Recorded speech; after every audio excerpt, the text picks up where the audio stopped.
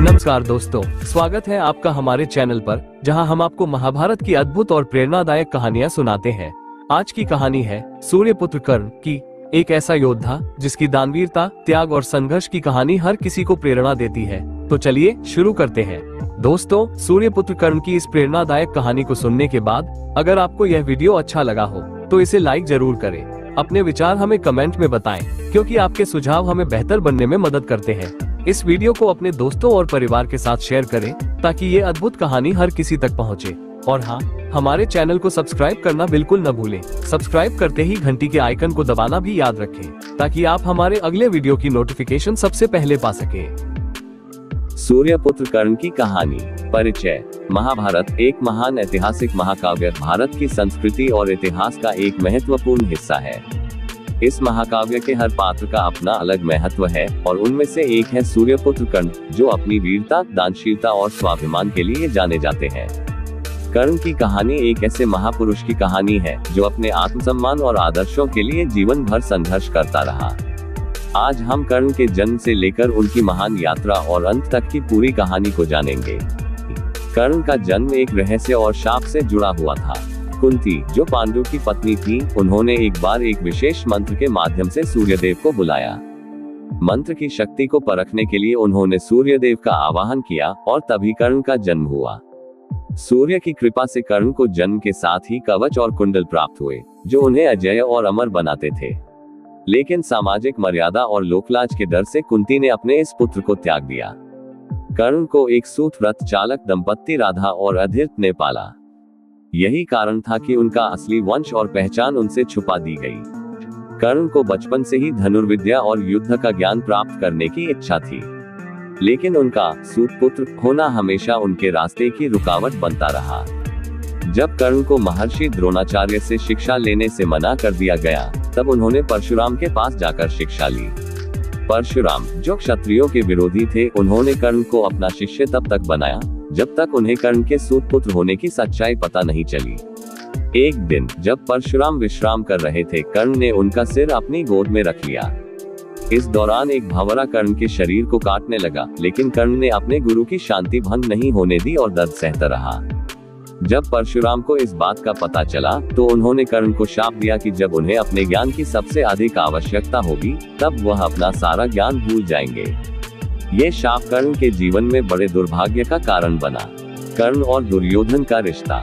कर्ण का स्वाभिमान और वीरता उनकी पहचान बन चुकी थी। हस्तिनापुर की सभा में जब द्रौपदी स्वयंवर के दौरान कर्ण को अपमानित किया गया और उनके सूतपुत्र होने का मजाक उड़ाया गया, तब दुर्योधन ने उनका समर्थन किया।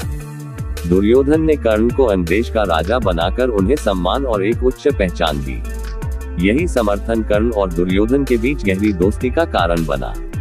कर्ण ने अपने मित्र दुर्योधन के प्रति अपनी निष्ठा और वचनबद्धता का पालन जीवन के अंतिम समय तक किया। इसी वजह से उन्होंने अधर्म के पक्ष में होने के बावजूद पांडवों के खिलाफ लड़ने का निर्णय लिया। दानवीर कर्ण की महानता। कर्ण को उनकी दानवीरता के लिए भी जाना जाता है।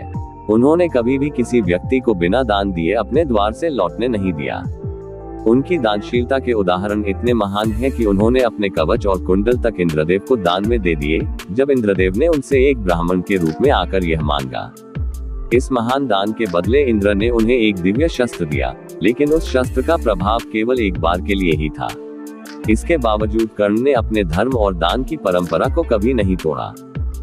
कुरुक्षेत्र का युद्ध कर्ण के जीवन की सबसे बड़ी अग्नि परीक्षा थी। पांडवों और कौरवों के बीच हुए इस महायुद्ध में कर्ण ने अपने मित्र दुर्योधन के पक्ष में लड़ने का फैसला किया।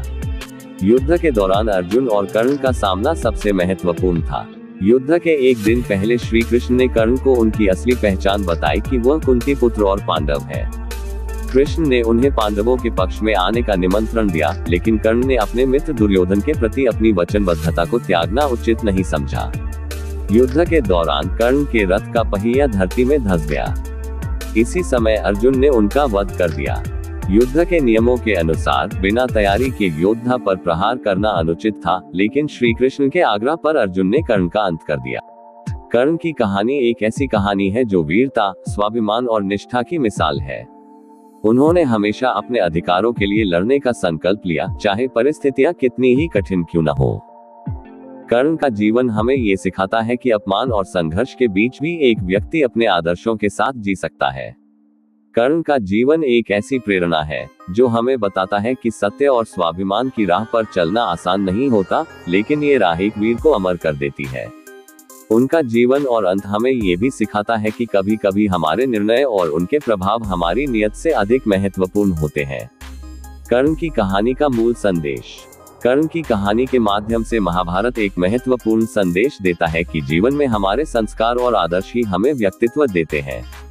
कर्ण की वीरता, दानशीलता और समर्पण उन्हें महाभारत के सबसे प्रभावशाली पात्रों में से एक बनाता है। ये थी सूर्यपुत्र कर्ण की कहानी, जो महाभारत का एक अनोखा और प्रेरणादायक पात्र है। आपको ये कहानी कैसी लगी? अपने विचार हमें कमेंट सेक्शन में जरूर बताएं और चैनल को सब्सक्राइब करना न भूलें।